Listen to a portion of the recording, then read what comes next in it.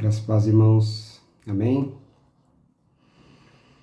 Hoje nós vamos dar uma continuidade no nosso estudo do livro de Isaías e esse é um capítulo, queridos, que eu queria começar até fazendo uma declaração a vocês que acompanham aí já há um tempo o nosso trabalho, que conhece já as nossas vidas há um tempo e tem seguido, né, os conselhos bíblicos que temos passado aqui através dos vídeos. O texto que nós vamos ler hoje é um texto que demonstra como a liderança da igreja, e eu me encaixo nessa posição, como a liderança da igreja está sendo abandonada por Deus, não abandonada porque Deus falha, mas porque não faz parte do projeto dele, não estão alinhados à vontade dele. É um capítulo extremamente duro e talvez o primeiro capítulo, né, na ordem dos livros da Bíblia. É o primeiro capítulo que é o primeira ocasião assim que biblicamente você vai achar uma grande investida dura de Deus para que a igreja venha despertar sobre os seus líderes, para que a igreja venha acordar e entender como ser liderado por pessoas ruins destroem a sua vida. Existem muitos textos na Bíblia que vão mostrar isso, que vão representar isso, mas esse é o primeiro, na ordem sequencial dos livros, em que, de forma muito esclarecedora, dura, uma cobrança muito pesada, o Senhor traz sobre os líderes. Então esse capítulo é um capítulo que sim fala com o povo, sim fala com, né, as ovelhas, mas está direcionado à liderança, está direcionado aos pastores, está direcionado àqueles que têm o dever e a responsabilidade de cuidar das ovelhas.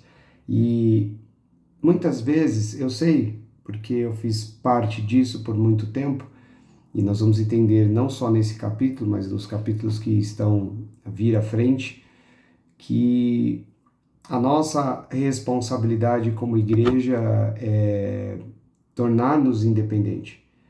Individualmente, cada CPF precisa ser independente dos líderes religiosos, e eu me incluo nisso. E isso é saudável para o líder e para a ovelha. Isso é necessário para o líder e para a ovelha. E a essência desse capítulo 3 gira em torno disso, da posição dos líderes e também da posição das ovelhas. E antes de nos aprofundar aqui, antes de nós trabalharmos, né, sobre este capítulo, nós vamos orar, como de costume, como é o nosso hábito, pedindo que o Senhor abra o nosso entendimento e nos dê compreensão por meio do Espírito Santo, aquilo que Ele já revelou, né, ao profeta Isaías, e hoje a nossa busca é pelo entendimento e não pela revelação. Amém? Pai, nós te agradecemos e somos, Senhor, extremamente gratos ao Senhor por aquilo que o Senhor vem fazendo nas nossas vidas. Nós somos gratos ao Senhor por todos os desafios e tempestades que se levantam contra nós, porque essas ocasiões, essas circunstâncias nos preparam. Essas situações, Senhor, nos deixam cada dia mais resistentes, fortes, para suportar as dificuldades, para vencer as aflições, para transpassar, Senhor, as investidas do inimigo, e nós somos gratos ao Senhor por tudo isso. Eu te agradeço, Senhor, porque até aqui o Senhor tem nos sustentado. Eu te agradeço porque em nossos corações e na nossa mente, Senhor, temos buscado sempre agir da forma mais correta, agir de forma justa, com retidão, diante de todas as pessoas. Nem sempre a percepção das pessoas enxergam isso e nem sempre nós temos sucesso em todas essas investidas, mas, acima de todas as coisas, como Pedro declarou ao Senhor no último capítulo do Evangelho de João, o Senhor sabe de todas as coisas. O Senhor sabe se realmente, Senhor, estamos comprometidos com este reino ou não. O Senhor sabe se amamos verdadeiramente as vidas ou não. O Senhor sabe se realmente, Senhor, queremos a edificação e o crescimento desse povo ou temos interesses, Senhor, que vão completamente na contramão da Tua vontade. Por isso, Senhor, eu te peço que o Teu Espírito Santo, mais uma vez, possa abrir o entendimento daqueles que estão a ouvir e estudando este livro tão maravilhoso que o Senhor nos deixou para a instrução e conhecimento, para a edificação da Tua igreja. Nós te agradecemos e consagramos esse tempo em nome do Senhor Jesus. Amém. Amém, queridos? Vamos lá. Isaías capítulo 3, versículo 1, diz assim: Porque eis que o Senhor Deus dos exércitos tirará de Jerusalém e de Judá o bordão e o cajado, todo o sustento de pão e toda a sede de água, o valente e o soldado e o juiz e o profeta e o adivinho e o ancião. 3. O capitão de 50, o respeitável e o conselheiro e o sábio, entre os artífices e o eloquente. Não é uma coincidência, mas se você observar aqui nesses 3 capítulos, está muito claro que o Senhor está dizendo assim: eu vou tirar a autoridade, o poder, eu vou tirar a liderança, o cajado, a coroa, eu vou arrancar do meu povo os líderes. Está escrito aqui. Está escrito aqui. Se você ler de novo, você vai perceber que todas essas pessoas são referências. E são pessoas que têm a capacidade, o dever ou a responsabilidade de proteger o povo, de ensinar o povo, de dirigir o povo. Então ele fala do soldado, do juiz, do capitão, ele fala do sábio, do conselheiro, do ancião. Percebe que todas as figuras incluídas aqui são aqueles que têm o papel, junto ao povo de Deus, de guiar o povo, de direcionar o povo, de ensinar o povo, de instruir o povo, de ajudar o povo a se conectar com Deus. Todos eles têm o papel de proteger o povo. Todos esses personagens têm o papel de liderar o povo, de ensinar o povo, de instruir o povo. Não é coincidência. O foco do capítulo é exatamente nessa primeira parte, exatamente direcionado aos líderes. E ele já inicia no versículo 1 dizendo assim: eu vou tirar de Jerusalém e Judá o cajado. Eu vou tirar a liderança. E não vai existir mais isso. Lembre-se que o profeta Isaías, 2.700 anos atrás aproximadamente, está escrevendo isso. E esse capítulo 3 é uma continuação lá do capítulo 2, onde ele fala que isso vai ser a marca do fim dos tempos. Mesmo eu sendo um líder, aqueles que nos acompanham, não os curiosos aí que têm opinião sobre tudo, mas nunca estudou sobre nada, mas aqueles que nos acompanham, sabem que desde o início, desde a primeira ministração que fizemos juntos, lá em janeiro, dia 18 de janeiro de 2016, todas as nossas ministrações levam uma reflexão de responsabilidade, de independência, que eu não posso fazer por você, eu não posso carregar você e ninguém pode, mas você tem que estabelecer a sua comunhão com Deus e se tornar independente. Há muito tempo já falamos sobre isso. Você não precisa de pastor, você não precisa de Bíblia, você não precisa de igreja. A Bíblia é uma bênção, o pastor é uma bênção, a igreja é uma bênção, só que você não precisa. Não significa que você não deve ler a Bíblia, não significa que você não tem que ter pastor. Não, quem está falando isso é um pastor que ama ler a Bíblia e estudar a Bíblia. Não é que você não deve, mas você não deveria precisar. Por quê? Porque se temos o Espírito Santo, ele nos ensina todas as coisas, ele nos faz lembrar, ele é que dosa dons, talentos na medida em que precisamos. O que nós precisamos é dele. E se isso parece uma heresia, isso parece algo que incomoda você, então você tem que reclamar com Deus, porque até o século IV, por 400 anos, a igreja nem Bíblia tinha. Por 400 anos a igreja nem não existia essa estrutura que nós temos hoje.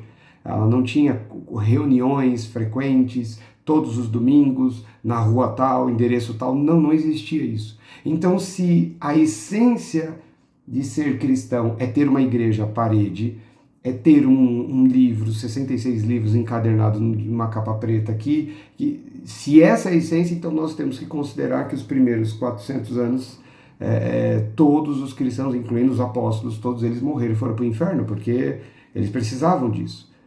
Aqueles que têm nos acompanhado sabem que há muito tempo nós temos falado isso. Se você não buscar a sua independência, João capítulo 4, a mulher no poço de Samaria, o assunto é esse que Jesus está tratando com ela, independência. Esquece Jerusalém, esquece o monte, esquece, você não precisa, você pode adorar a Deus aqui, agora, durante o seu trabalho, na sua vida, nos seus afazeres, no mercado, na rua, na escola, na faculdade, em qualquer lugar. Você tem que ser, exalar o bom cheiro de Cristo, um reflexo desse Deus em qualquer lugar, em todas as ocasiões, não é num lugar específico.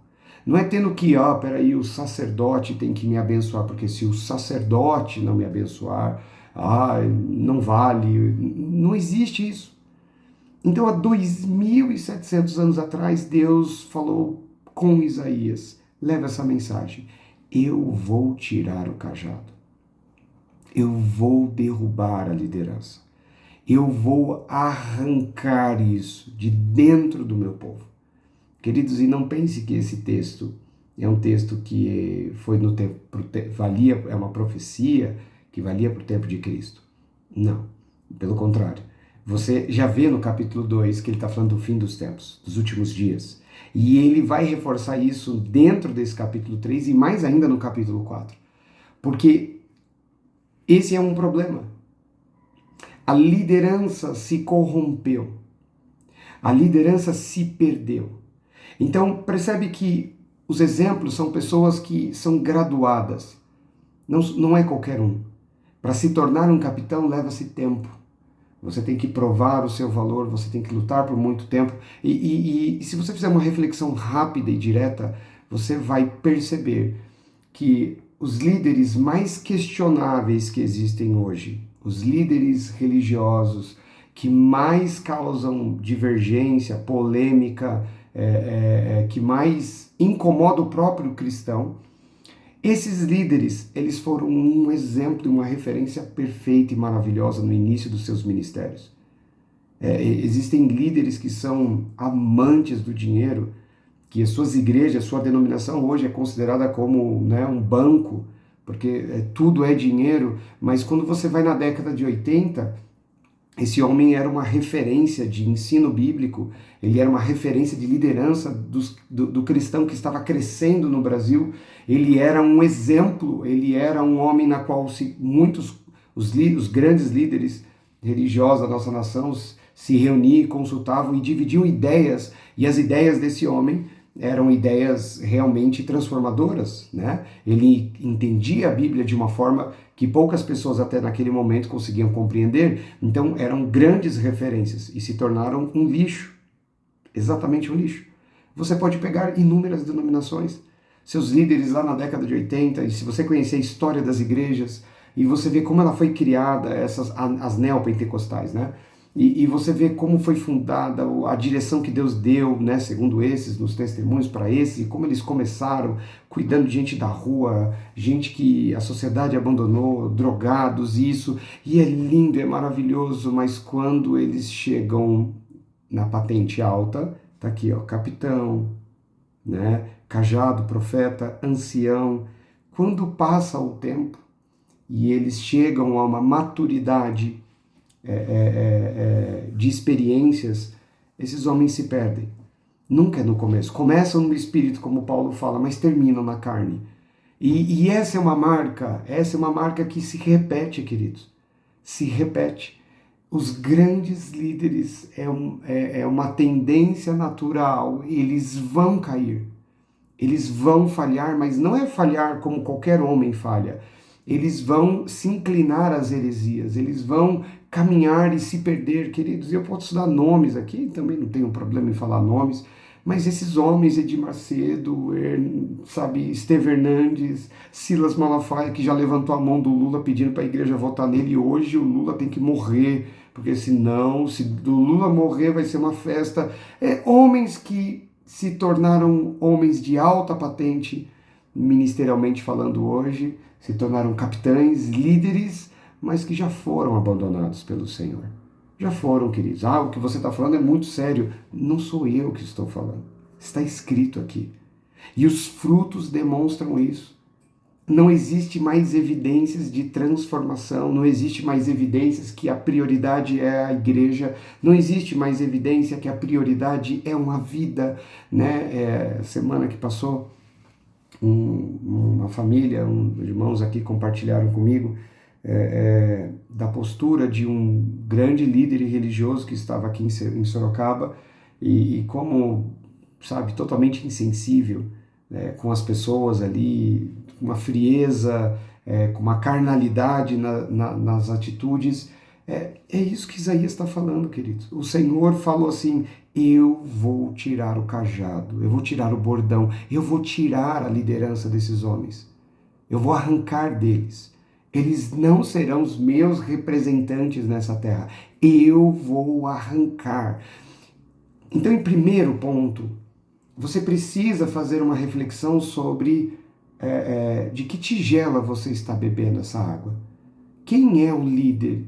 Quem são as pessoas que estão te ajudando a crescer, a conhecer o Senhor? E não acredite que um líder questionável, que de vez em quando traz uma palavra de edificação, de vez em quando a ministração faz sentido, de vez em quando fala coisas que tocam o seu coração, mas que em outras ocasiões você percebe e vê que assim desvirtuou o foco, saiu da essência, como diz lá em Apocalipse 2, tem que voltar lá no amor, na essência do que é o primeiro amor. Isso é preocupante. E muitas vezes nós não ligamos para isso, nós relevamos isso. Mas o capítulo 3 vem nos ensinar que se você relevar isso, você vai pagar um preço muito caro. Muito caro. Porque desde Adão e Eva, passando por Abraão, fortalecendo em Moisés, sendo constituído pelos profetas maiores e menores, no ministério de Cristo, os apóstolos, essa lei não muda. E hoje muito utilizado através de exemplificações, se o instrumento que você utiliza é contaminado, ele mata, ele não traz vida. Então, nós precisamos refletir sobre isso. Essa é só a introdução do capítulo. Versículo 4. E dar-lhe-eis jovens por príncipes, e crianças governarão sobre eles. E o povo será oprimido. Um será contra o outro, cada um contra o seu próximo. O menino se atreverá contra o ancião, e o vil contra o nobre. Quando algum for ter com seu irmão a casa do seu pai, dizendo: tu tens roupa, sê nosso príncipe, e toma sobre a tua mão essa ruína, naquele dia levantará este a voz, dizendo: não posso ser médico, ou seja, não posso cuidar de alguém, não posso ser médico, nem tampouco há em minha casa pão ou veste alguma, não me ponhais por príncipe do povo. O que o Senhor diz? Nos primeiros 3 versículos ele fala assim: eu vou tirar o cajado desses líderes. Reclama com Deus, não sou eu, é o que está escrito. Eu vou arrancar o cajado desses homens. Eu vou tirar isso.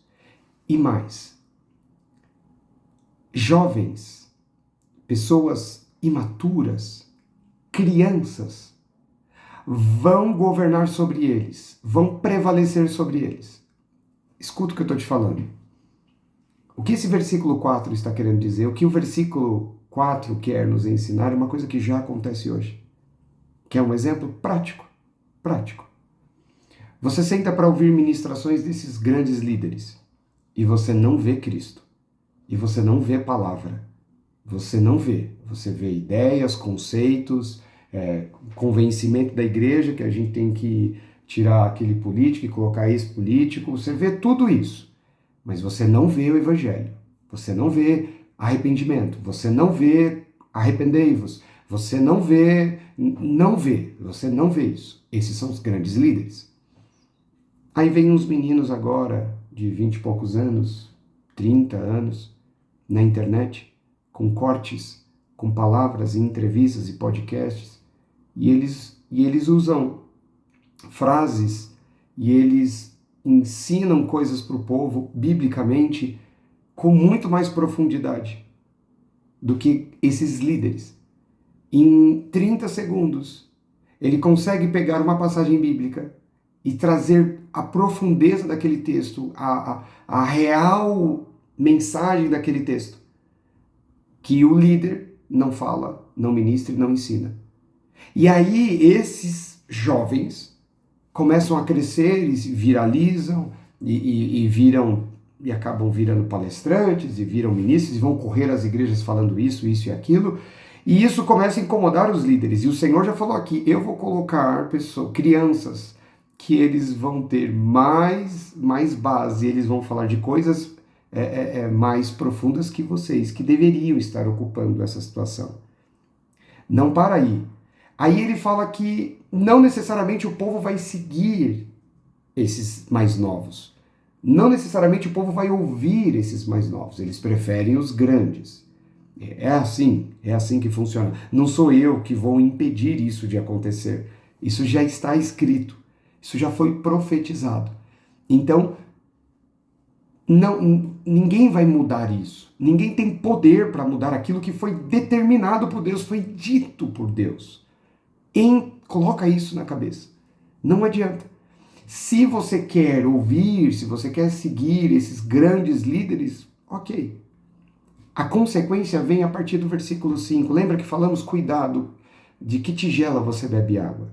Olha o versículo 5 que nós lemos, 6, 7 em diante. Ele fala assim, seguir estes homens, ouvir essas baboseiras, seguir essas doutrinas, esses líderes que já não são líderes mais do Senhor, isso causa divisão entre o povo. Então, é irmão contra irmão. Ele fala que o povo se torna oprimido, o povo se torna dividido, o povo guerreia entre si, sendo da mesma, teoricamente, igreja do Senhor. É uma consequência. Por quê? Porque os líderes estimulam isso.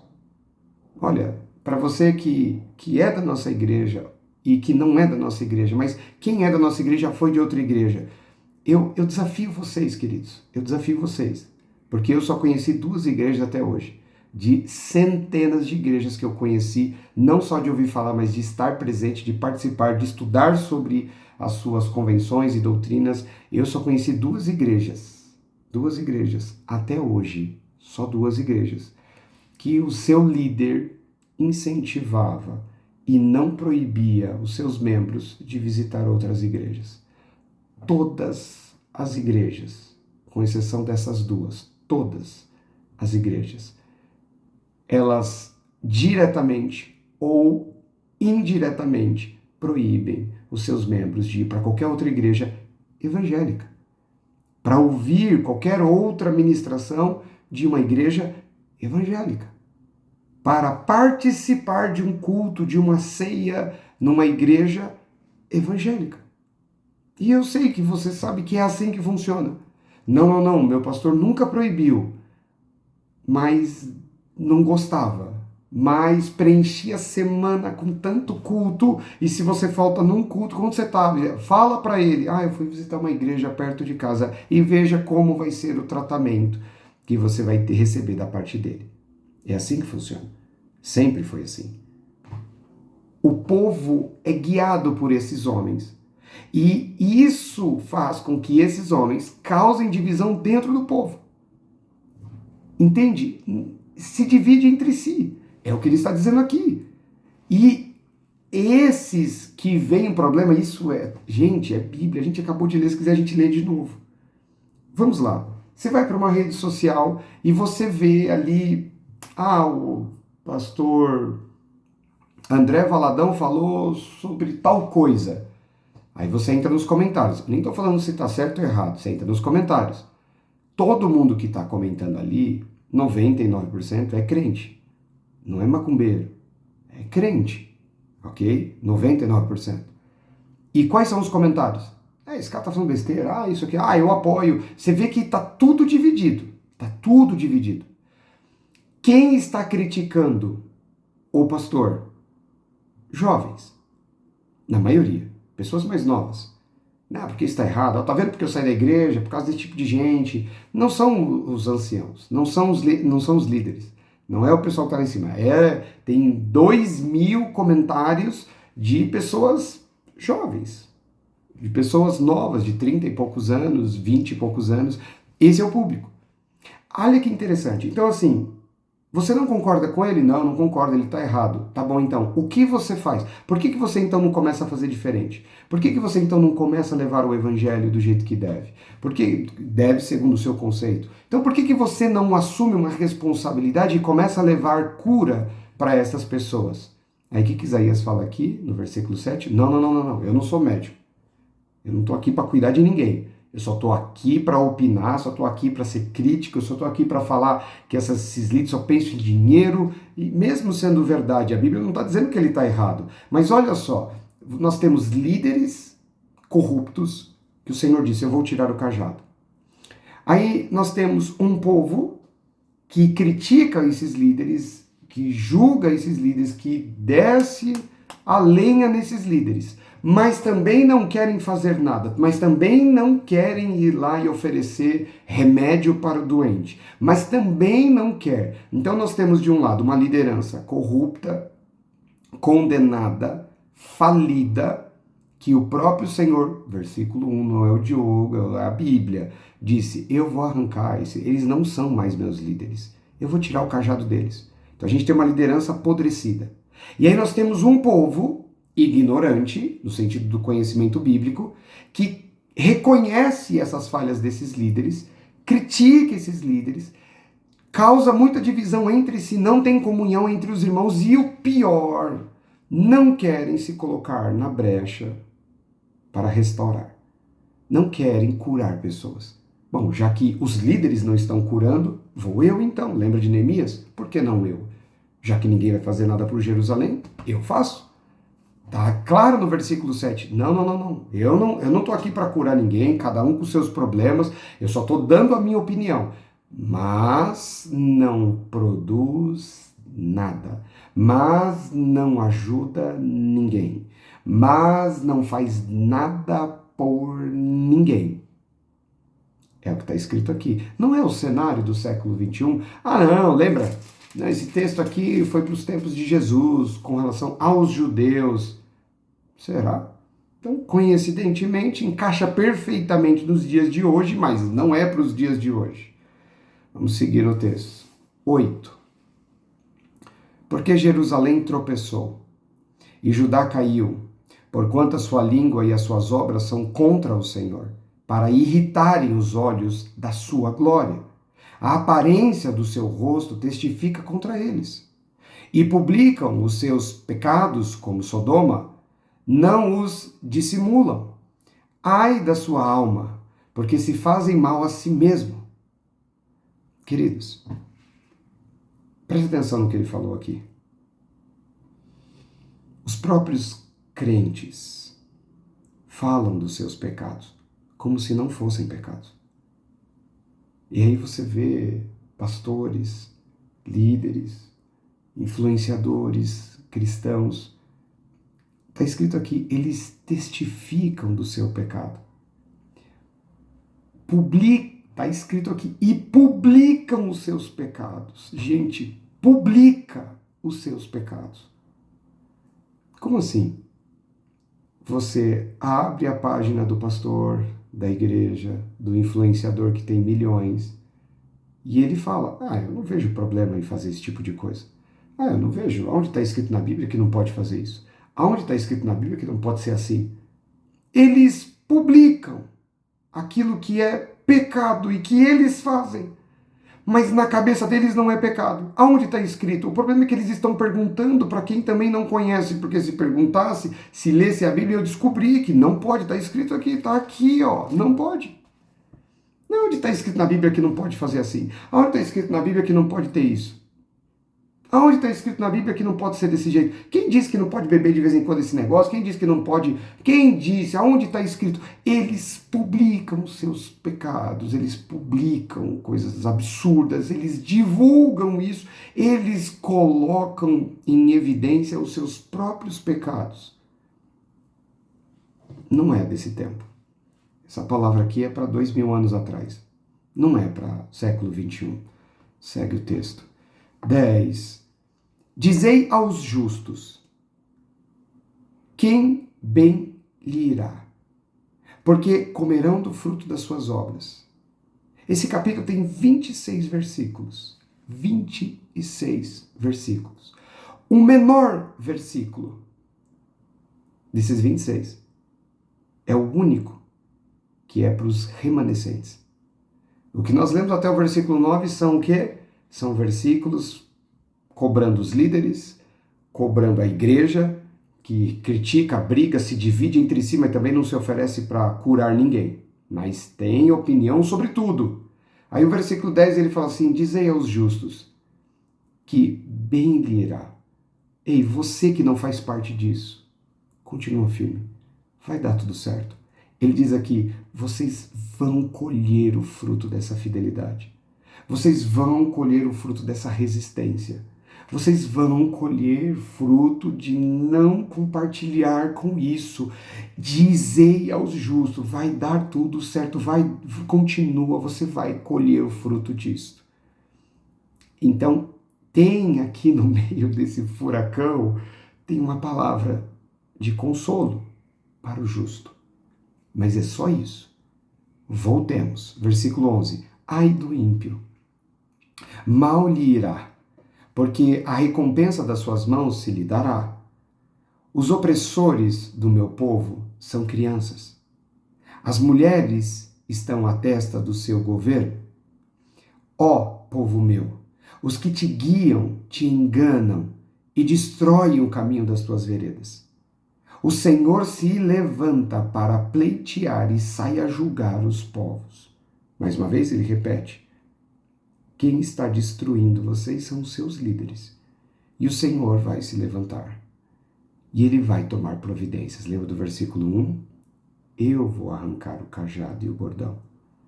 Eu vou destruir um por um desses que estão destruindo o caminho da igreja. Estão destruindo as vidas. Estão desvirtuando e corrompendo o pensamento e entendimento do cristão. O próprio Senhor diz: eu vou caçar um por um, eu vou atrás de um por um e eu vou destruir um por um desses homens. Não sou eu, está escrito aqui. Rasga essa folha, joga fora e fala que não tem isso na Bíblia, mas está aqui. Aí você pode pensar o seguinte: puxa vida, então é por isso que a minha vida está dando tudo errado. Porque o meu pastor é um banana, porque o meu pastor é corrupto, porque o meu pastor é isso. Aí você quer jogar a culpa no seu líder, no seu pastor, porque é isso que o capítulo está falando. Não, ele não está falando somente disso. Ele está chegando a uma constatação de causa raiz, de problema de causa raiz. E qual que é a raiz do problema? Os líderes. Os líderes são corrompidos, eles ensinam errado, um povo, uma geração cresce aprendendo errado. Logo, vão viver no pecado e praticar o pecado errado. Então a culpa é dos líderes? Não, os líderes têm uma culpa, têm uma participação significativa e Deus está resolvendo essa questão.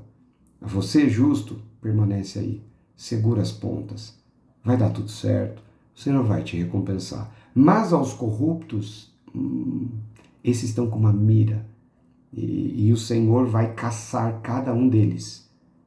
E você, povo, que está aí bebendo e comendo lorota, groselha, besteira, mentira, você acha que quando você chegar diante do Senhor você vai jogar tudo nas costas dos seus líderes?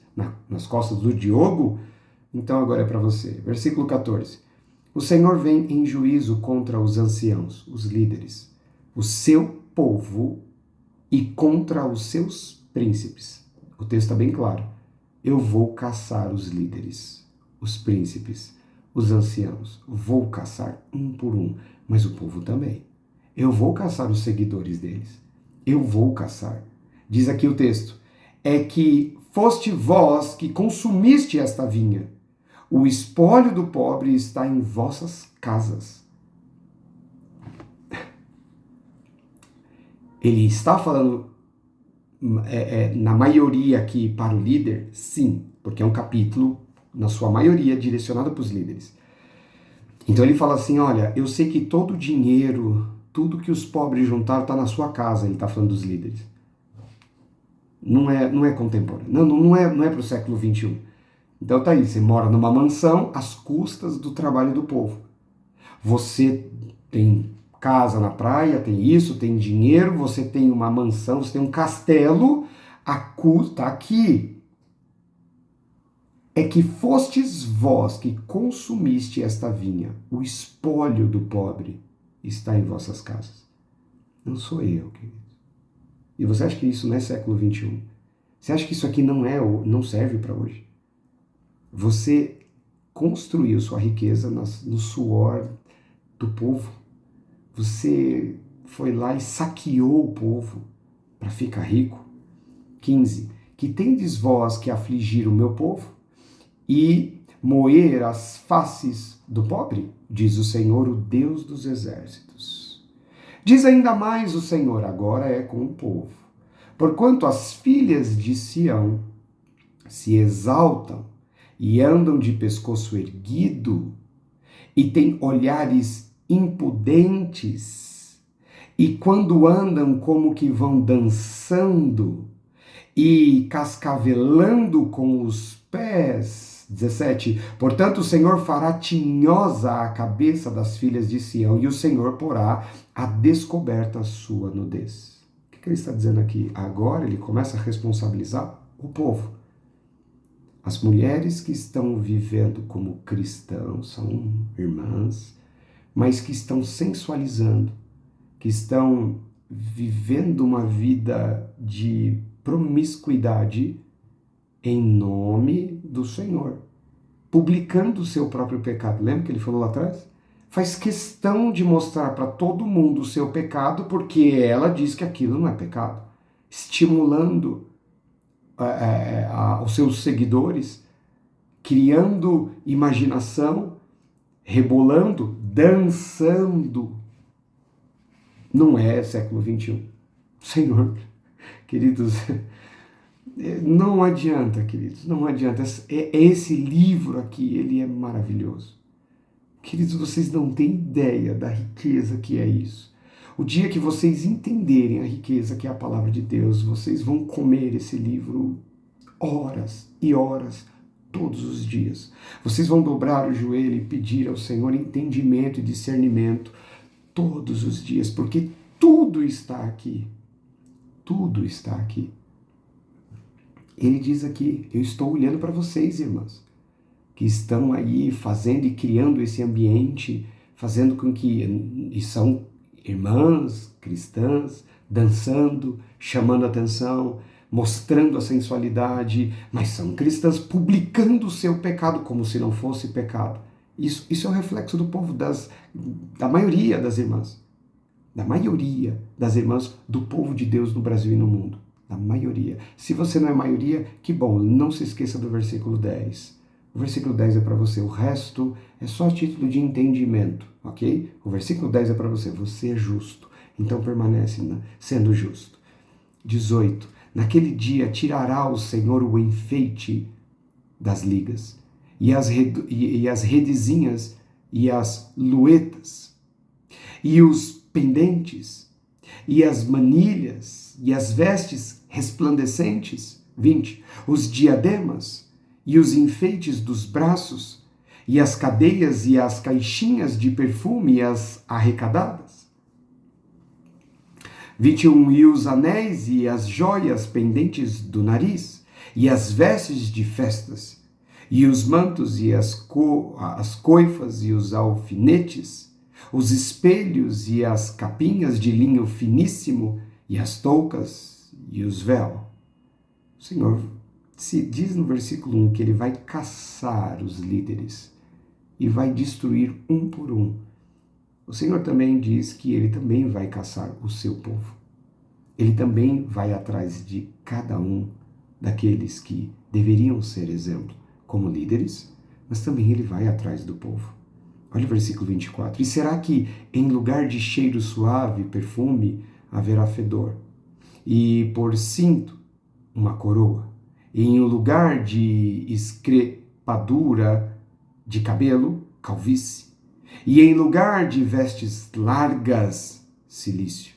Em queimadura e em lugar de formosura?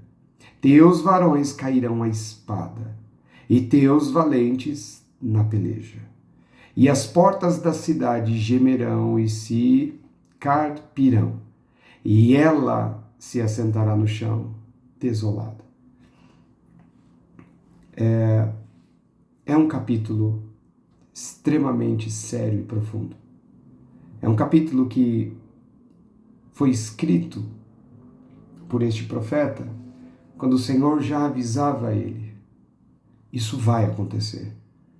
Mas antes que chegue este tempo, eu também já quero dizer, eu vou limpar essa sujeira. Eu vou arrancar, eu vou caçar cada um desses líderes e eu vou destruir todos. E todos aqueles que seguem esses líderes também serão consumidos pelo Senhor. Não sou eu que estou falando. Se você quiser, querido, você volta e lê de novo. E enxergue o que você quiser. Se você quiser enxergar que isso aqui não tem nada a ver com o que está sendo dito aqui, se você quiser achar que isso aqui é uma coisa que já aconteceu e está no passado, se você quiser, fique à vontade. A verdade, ela é absoluta. Ela não precisa de defensores. Então você não precisa acreditar para isso ser verdade ou não. Mas nós estamos entrando num tempo, queridos, em que se nós não formos justos, como no verso 10, nós seremos engolidos. Não importa quão difícil está sendo, não importa quão duro, quão pesado está sendo carregar esse fardo. Não importa. Como diz aqui, dizei aos justos que lhe bem se lhe irá. Vai dar tudo certo. É isso que significa essa primeira parte. Na segunda parte do versículo 10, ele diz assim, olha, você vai colher do fruto que você está plantando, que você está cultivando, que você está cuidando, você vai colher, permanece firme e você vai colher. Permanece firme no Senhor. Não se curve a isso. Não aceite essas doutrinas malditas de enriquecimento, de prosperidade, de isso e daquilo que alimentam ego, que alimentam posição, que estimulam malícia. Não. Permanece firme. Vai dar tudo certo. Suporte o que é necessário. Ainda um pouquinho de tempo. O que tem que acontecer vai passar e o Senhor vai voltar para nos buscar. E ele, então, para aqueles que criticam os líderes corruptos que temos, e é verdade, temos, então você seja um médico, faça alguma coisa, cure, leve remédio, sabe, assista alguém, fale do reino, não esperando que essa pessoa seja transformada, mas faça algo, faça algo. Você já viu pessoas que passaram 40, 50 anos fumando. E quando elas chegam no hospital, o médico faz o diagnóstico e vê que o pulmão está muito debilitado e que a pessoa passou 50 anos fumando. Aí o médico, o que ele faz? Eu não vou atender essa pessoa não, que morra. Por quê? Não, pessoa dessa daí não merece o meu atendimento. Não, ele atende. Não, ele vai lá, ele oferece ajuda, fala, olha, você precisa parar, ele tenta convencer, a pessoa sai de lá, depois da crise, e volta a fumar.